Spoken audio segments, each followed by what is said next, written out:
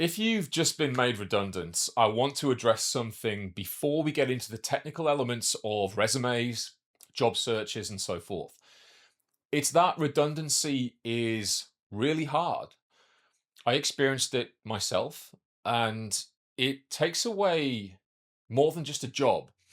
And I think that trivializes it. It's a loss of routine, it's a loss of our identity. So that identity of walking into an office a few days a week, speaking to the same people, the familiar faces, the familiar meetings that we have, the workflows, the problems we solve, the systems, the desk we sat at, the coffee that we got, the place we went and got lunch at. All these things, our brain gets used to these habits and these familiarities. And it's like having a huge security blanket just taken away from you suddenly, no matter how well the exit was managed. And that is really hard to deal with.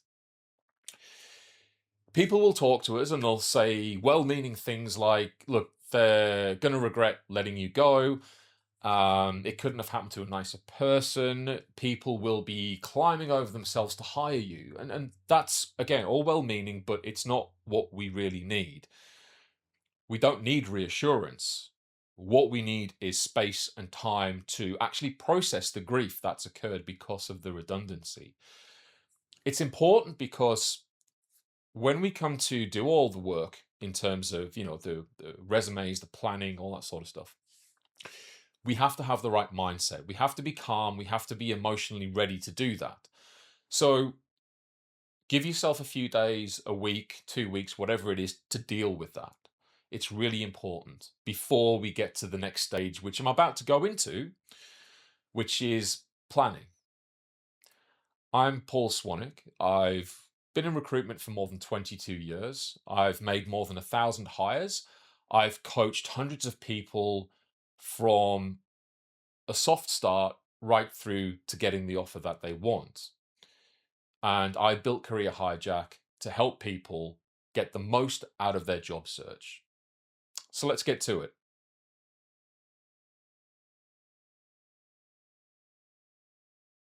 The first instinct when redundancy hits is to apply, apply, apply. Move fast. Dust off the resume, add a few lines, and then start applying to LinkedIn and seek roles and just go, go, go. It feels very proactive and it gives us a sense that we're starting to move towards something else. But there's a crucial part that is often missed. The changes that have occurred. There is change in how the market operates. An example is, the sort of volumes of applications that occur right now. There is a change in who you are as a person. That's really big. And I don't just mean a person outside of work, but professionally, your views, your values. Lots of things have changed, and if we don't stop to acknowledge that and absorb that into how we go to market, it's going to be disjointed and it won't work. Moving fast is not about moving fast in the first few days. It's about moving fast over a 4 to 6 week period. And so we're going to have to take time to ensure that our job search reflects what the market and the conditions are now versus a version of it that worked for us 5 to 10 years ago.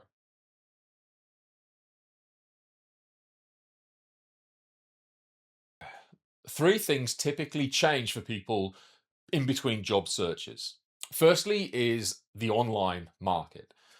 And we touched on that briefly, but the application volumes are huge at the moment. AI tools have really come to the fore in the last 12 to 18 months and are influencing higher and higher volumes. The idea of making high volumes of applications does not actually equate to success. It doesn't equate to higher probability. We need to try and avoid that and really focus on why we're applying for something, making a very clear, cohesive argument as to why we're applying for a particular role. Secondly is the offline market, and by that I mean our networks and really leveraging them. Because the online experience has really deteriorated for a lot of job seekers and applicants, they've started using their networks more. So leveraging the people in the market who know people who know people. 50 to 60% of jobs that get filled really don't go to market in terms of an online advertisement. They're filled by people who refer people, who know good people, and so forth and so forth. So, leveraging those networks is going to be so, so crucial for you. The third thing that has probably changed is you. Um, if you've been somewhere 5 years, the job you started may be different to the job you ended with. So you might have started in a technical role, you might have moved into something more senior or project based or even leadership, who knows? Or you might have switched roles completely in terms of, moving from this vertical into this vertical in the same organization. What that means is you're going to be assessed on a completely different set of criteria this time to what you were last time. And you have to be ready for that. Otherwise, you're going to go to interviews and get a real shock.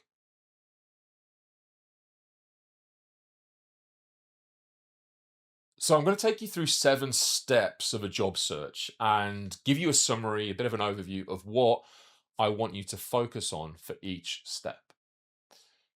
The first step is reflection. Reflection is what we talked about, the you change, the bit that is different now. And that goes down to our values. They can change. Has our personal situation changed? Have our salary needs changed? Have our strengths evolved or changed? Have we got new strengths that we now are going to use as a priority to promote ourselves in the market? Has our outlook on life and career changed in some way? Has family influenced that? And if all of that is put together, what does our ideal job look like? How do we define that? Not just in terms of the role itself, but the opportunities it might afford us, the type of organization or industry or people we want to work with. I'd like you to come up with something quite clear, quite easy to talk about, because if someone asks you what you want and where you're going, which most people will, you should be able to answer that in a couple of sentences.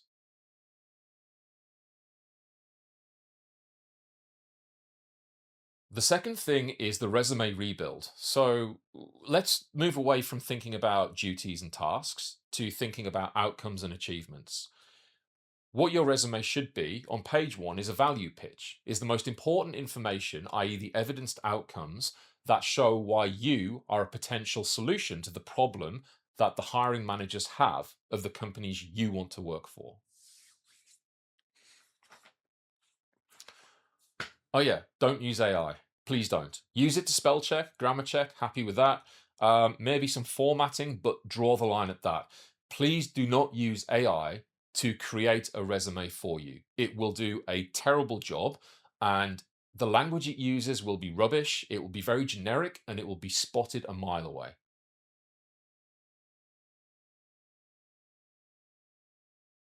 The third thing is a search strategy. So let's go into the online and offline search strategies. Online, I want you to try and come up with some kind of KPIs, a discipline, something that you can achieve every week, every day. Don't make it too onerous, but give yourself something that you can be proud of achieving in terms of your activities. Same with offline, but on your network. Map out your network. Who can you talk to? What will you say to them?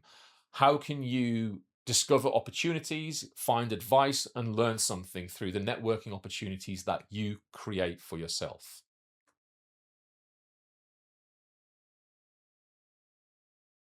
Number 4 is the first impressions. I want you to think about how you come across to another person. The easiest way to do this, and it's a bit freaky at first, but get on camera, film yourself answering some questions or talking to someone or just talking to the mirror. Who cares?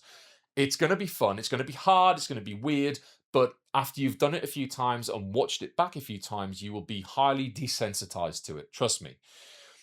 But I want you to look for a few things. I want you to look for the pace of your delivery. Are you in control? Is it too fast? I want you to look at your posture. Are you forward or are you back with your chin up? Are you clear and are you delivering a confident tone? Are you using filler words like are, like? Get rid of those if you can. This exercise will really help you sharpen up your first impression.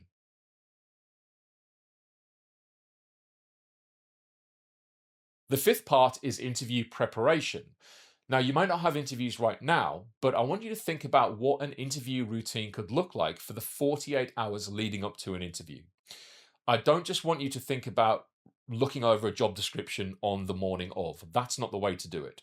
But think about what your routine is the night before, how you eat, how you sleep, how you relax. Do you need to meditate? Have you got your clothes ready? Do you know what your route is going to be? And also, what kind of preparation do you need to do in terms of preparing answers and also preparing questions for that interview itself? That's what starts 2 days before, so you're not rushing it right towards the end. So try and map that out so you've got some idea of a routine ready for when you do have an interview come up.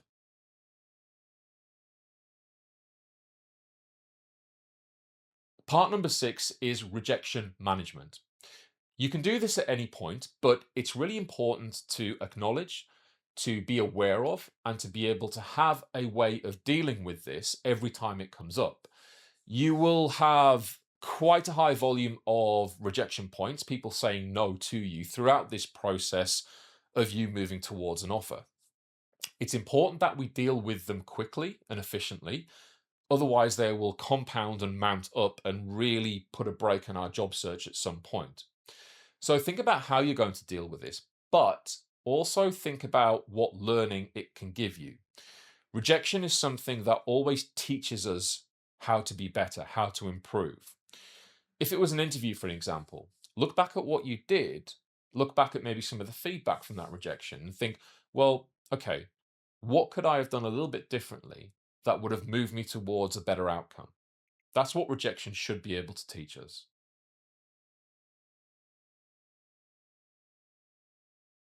The final step, again, it can be done at any point, is salary negotiation.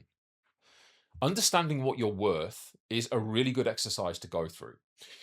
Go and research it. There are so many different ways you can actually find out what you should be paid. But also think about what you want to be paid as a minimum.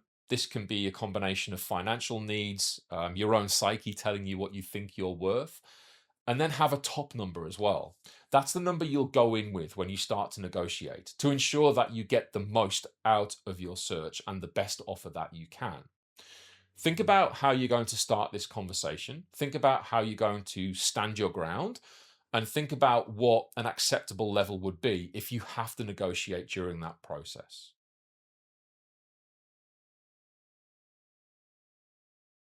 And before I close this out, it's worth mentioning that the reason a job search stalls is not because you're not capable, it's because the knowledge isn't there. But that knowledge is learnable. And that's why I built Career Hijack, is to take the knowledge of everything I've done and give it to you to learn on your own time, but at a fraction of the price of normal career coaching. Take a look at the website, it's in the link below, or reach out to me for a conversation. I'm always happy to have a half-hour chat over Teams or Zoom, hear your story, and try and work out a way that we can help you. And finally, the last thing, when I was made redundant in 2008, someone said this to me and it really helped. They told me that I was the same before I was made redundant. I was just as good as I ever have been. The only thing that's altered is the context, and context is something that we can work with. So go and do that.